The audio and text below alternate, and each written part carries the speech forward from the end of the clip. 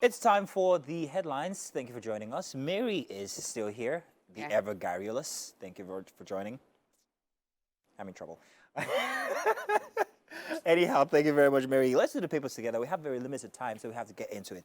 Very interesting headlines for this morning. We start with the Punch newspaper here, Mary. If you don't mind, I'll go first. The Punch has this big headline here. FG denies subsidy return. More fuel stations shut. And NPCL blames pocket of fuel queues on road delays and 25 refinery licenses idle over subsidy, says Chiari. Very, very worrying because we thought that, well, from what we heard yesterday and the week before, that subsidy was absolutely back. But here we go again. Remember I said this to you yesterday, Mary? Yeah. Here we are. More headlines from the Punch newspaper. Domestic airlines demand jet fuel import licenses, and Forex concerns as commercial sex workers invade Lagos malls, Wait, what? lure men.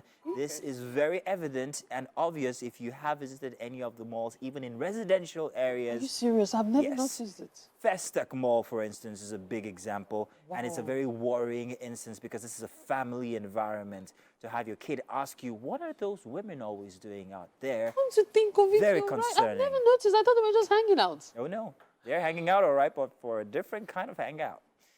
More on the Punch newspaper.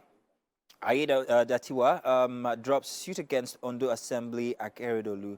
There's more on other headlines for other papers, and you've got what paper do you have The currently? Vanguard newspaper, actually, and the big one here is recall of ambassadors. Envoy stranded as federal government foot drags on implementation. No machinery in motion for envoy's return. That's coming from sources. Say ambassadors yet to receive AIA's cash backlog. I won't return without getting my entitlement. Envoy insists. Overzealous politicians pressurizing, hurting the process. That's coming from Ambassador Keshi. And notes they've destroyed Foreign Affairs Ministry. So you might want to read up on that one. Now, Israel intensifies attack and forces total blockade of Gaza. Will break jinx of non-harmonization of database in Nigeria. That's coming from the Interior Minister. Here we also have diphtheria. Yobe records 117 deaths, 1,796 suspected cases.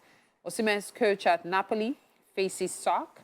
Tinubu appoints Veladuro Toye 4 others in his media team. EU reports inaccurate reflection of 2023 polls. That's coming from Wike. Up here we have naira, no threat to financial stability, says CBN. Worry concert. Davido organizers at war over non-appearance. Jakpa, federal government okays engagement of retired health workers on contract basis. And finally, petrol subsidy not back. Chiari, NNPCL CEO. I know we can't talk much because of time. We're trying to get through the newspapers. But you see that one of the Jakpa and federal government engaging health workers. That actually started in Lagos. But for some weird reason, many retired officials are unwilling to come back. And I hear it's because they are only going to get a fraction of what they earned as at when they retired. Why are they unwilling? Because this is a consultancy opportunity for them. That's what I'm saying. So from what I heard, let's say you retired on a salary of, say, 350,000 naira. You're coming back to earn 150, and you're still going to be doing the same job, and you're going to be subservient to the people who were your juniors when you were on, while you were working. So many of them are reluctant to come back. I guess there are many nuances that we might not... There are actually many nuances, yes. Let's move on now to the Nation newspaper here. Tinubu, I'm focused on lifting Nigeria to greatness, he says. SGF briefs president. There's a stability on the APC government, says Envoy. And no return to petrol subsidy, says NNPCL. This has been recurring throughout all the papers we've seen this morning. Christmas Day, killer cop to die by hanging. That was a big one that everybody's been talking about. In fact, it was in the news even just this morning. That was rapid, let's say, because if we look back at our penchant for always stalling on cases. Yes, I guess because she's a lawyer, she was a lawyer. Right? She was, exactly. That might be a nuance that actually made this one rapid. EU observers report create wrong impression, says Wiki. And Kayamo Airlines, hang on a second, Kayamo Airlines must pay compensation for flight delays. I laughed. When I heard Kiamu Airlines, I actually looked again. I wanted to be sure. Yeah, but flight delays, and I'm being owed about ₦1 million at this point. Do you know how many people are going to make claims? That, yeah, bad experience. At the bottom Really, of they the are nation. supposed to pay. I don't know why they... No, normally, actually, foreign airlines. I've been in an airport in South Africa before with a flight delay. We were actually taken to a hotel, dinner on them, breakfast on them, beautiful hotel, brought back in the morning. For me, that was quite an experience I wasn't bargaining for. It kind of like seemed like In part of Nigeria, my... you will sleep on the floor in the airport. Please move on.